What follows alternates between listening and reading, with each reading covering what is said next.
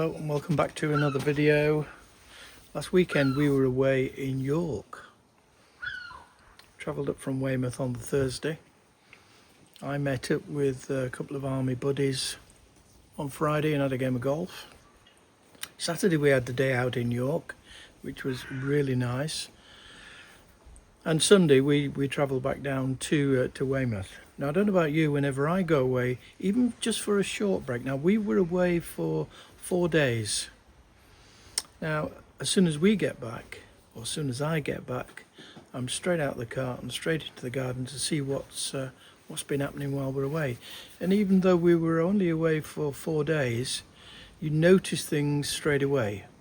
I know the garden keeps on growing. I mean that's a given. But things that were in flower when you left on Thursday were not necessarily in flower when you come back on the Sunday. And when you actually get round to doing some work in the garden, which I did on Monday morning, I found that there was quite a few of the plants needed deadheading.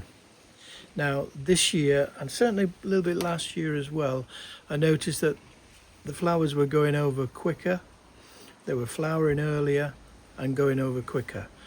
So what I'm going to do today is a little bit of deadheading.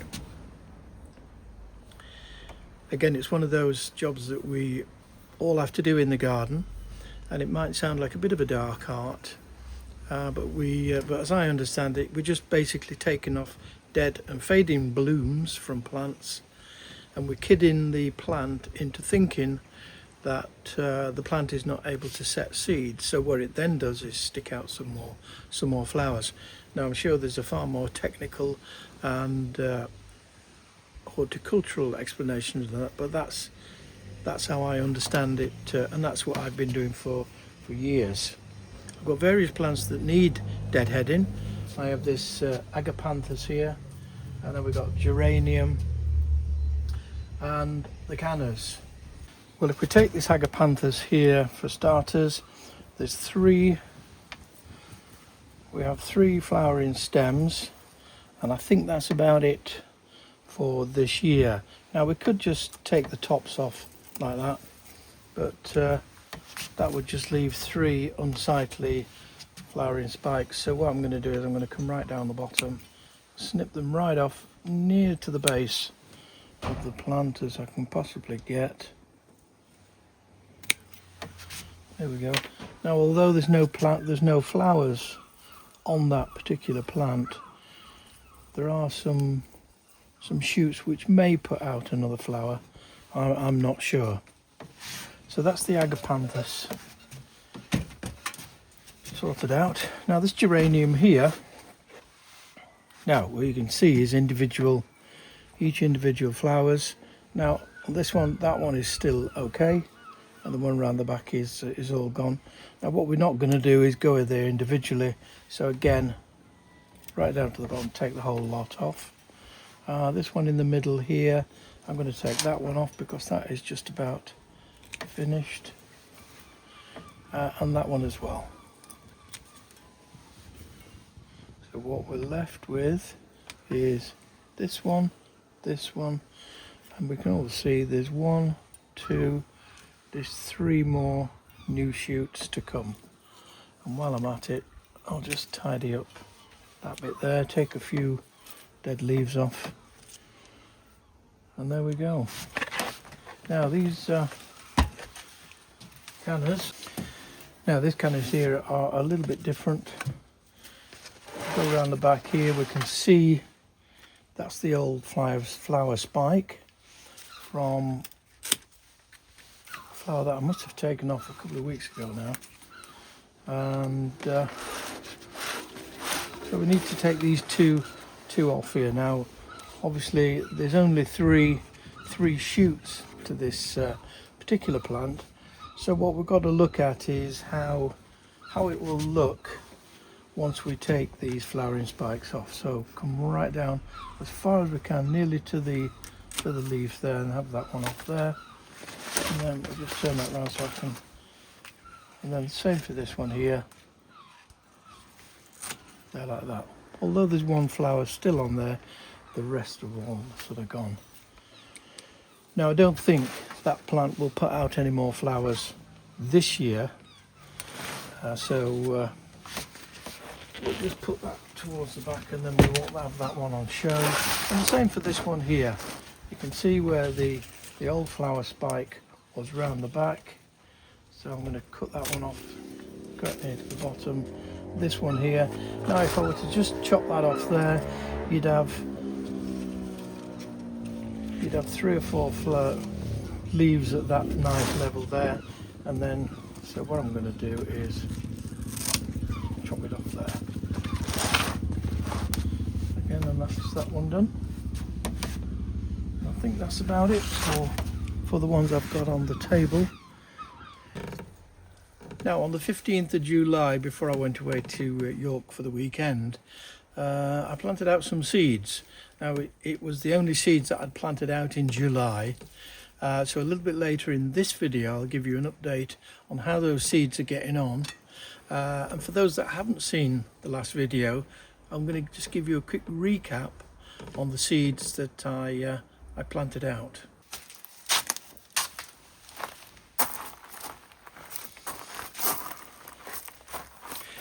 Right, the seeds then.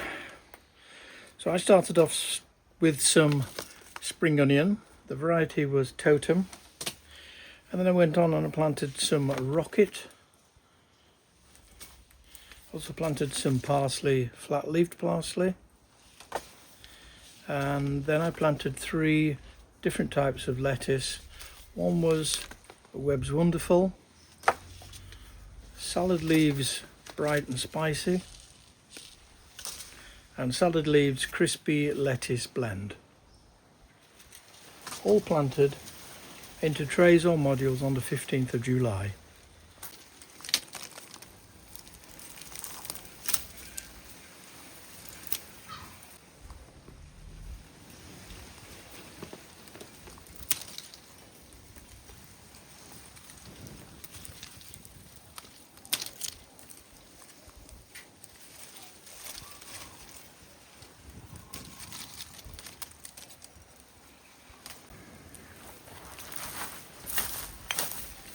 Now the plant here is called a Sisyrinchium. Again, it's one of those plants in the garden that I didn't actually plant, so I'm assuming it just came in on some bird droppings or the wind or something like that. And it puts out a nice little delicate white flower spike, but most of those now have gone off, so I'm going to cut that back, and then I'm going to tidy up the rest of the plant just by trimming off some of these longer stalks.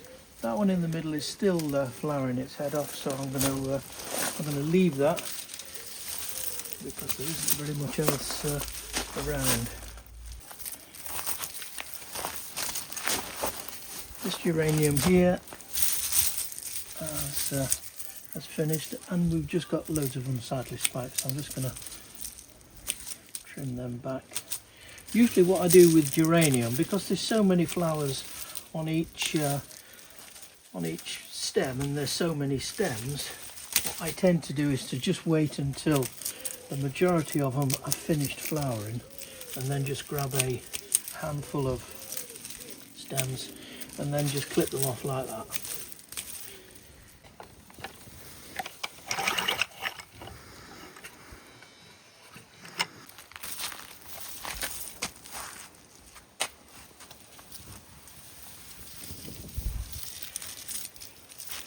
Right, well down here what I've got is my lavender bush, and it's that time of year, well it's that period in July when we're supposed to give them a good trim back, and we wait until the flowers have almost died off. There's still 1 or 2 there, there's still one around here that's still in flower, but the majority of them are finished now, and you can tell when they're finished because the bees and the flying hoverflies, they stop coming on them.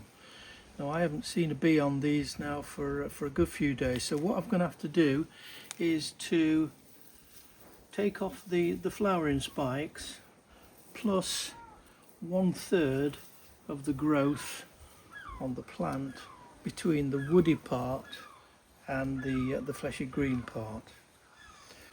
Now you can do this individually, but it can take quite a while if that's the way you want to do it. What I tend to do is to just grab a handful of stalks and then just chop them off that way.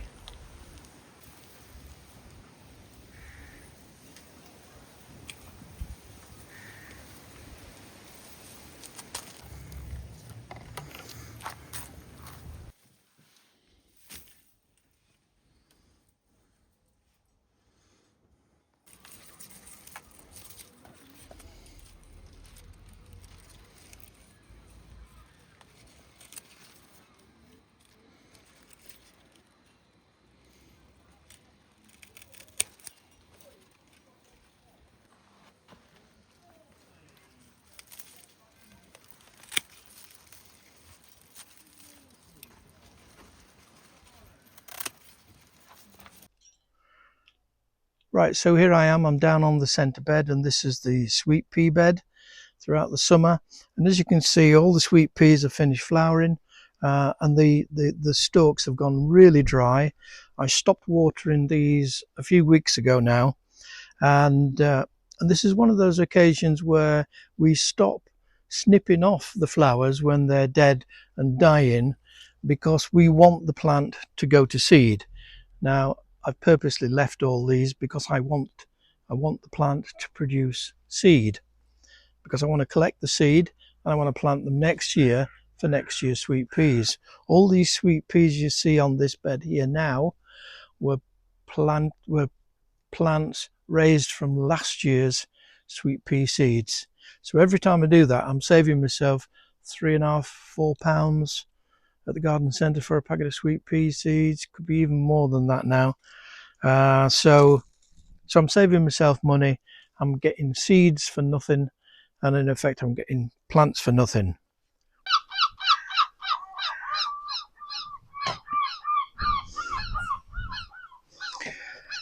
So here I have a pot of coleus. Now, as you can see from the plants in the pot, we don't grow coleus for their flowers.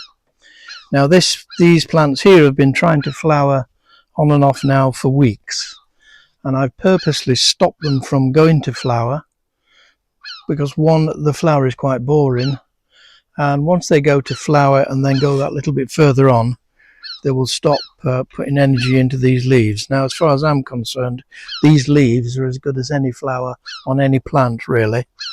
And if we come in a little bit closer, we'll be able to see here, right on the very centre, we've got, that's where I snipped off the flowers the first time.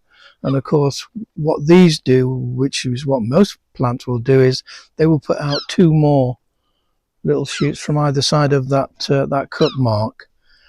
And I don't want that to happen. So what I'm going to do, I'm going to get these very fine secateurs.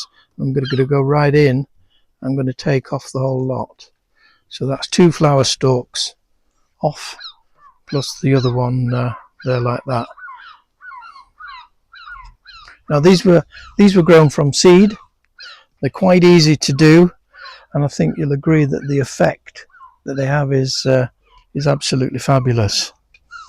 So I've got another 2 or 3 pots of coleus around the deck in particular. So I'm going to go around and do this very similar thing with those, taking off all the flower stalks.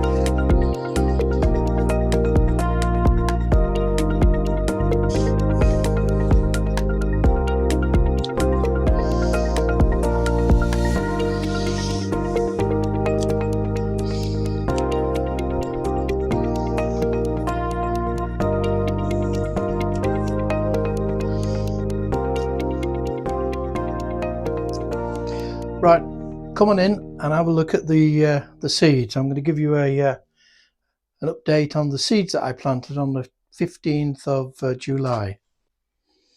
Now if we start at this end over here, we've got the lettuce, which is the bright and spicy. Now that's the best germinated of the lot of them, and they're probably what, 3 or 4 inches tall now. Now what I will do with those is I'll leave them exactly as they are. I have no intentions of planting them on anyway, and when I need them I'll just come down with a pair of scissors and literally just cut them off, and they will be well, my cut and come again. The same with the crispy lettuce blend in the next tray along. Again, I'll wait for them just to get a little bit bigger and then start snipping them off. And then we have the spring onion, the totem. Now I did collect some spring onions from the allotment yesterday, and I've probably got 2 more bunches left.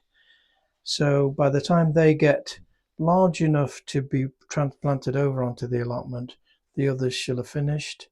The parsley, again a little bit patchy on the germination there, but I think there'll be enough there. Now this was the rocket, and that's how I planted it out originally in the seeds. So what I've actually done is I've then pricked out 2 trays of rocket into these small 1-inch square modules. Again, once they get large enough to handle, they will go out onto the allotment.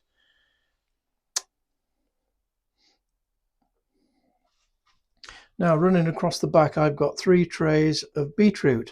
Now when I made the last video, I actually planted beetroot seeds into a small green tray, but I forgot to mention it on the video. So a little bit more care and attention when I'm doing the editing.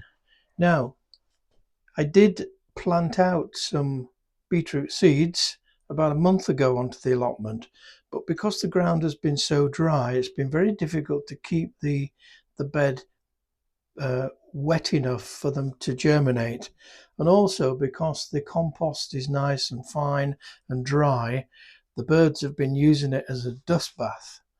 So no doubt a little bit later in the year I'm going to get beetroot seeds everywhere except where I originally put them. Right, and finally we've got the Webb's Wonderful, which is very, very patchy germination, but 1, 2, 3, 4, 5, 6, 7, 8, 9, 10, there's probably 10 lettuce there. So if I don't get any more germination and those 10 turn into, I don't know, 5 decent lettuces, that will be enough. So that's a quick roundup of the seeds that I planted on the 15th of July. And I'm really quite pleased with, 1, with the germination, and 2, how they're now coming on. Well, that's it then for this video. Thanks for watching. I hope you enjoyed it. Now if you're watching this video and you haven't subscribed, please consider doing so. It doesn't cost you anything, but it certainly helps my channel to develop and to grow on. And drop us a comment in the comments below, and if you go through the same process that I do with regards to deadheading, I'd love to hear from you. So I'm just going to now continue with one more job, which seems to be the job I've been doing now for every evening for almost seems like forever now, and that's a little bit of watering. I can see 1 or 2 plants that could just do with a little bit of help, so I'll get on with that, and I'll see you in the next one. Bye for now.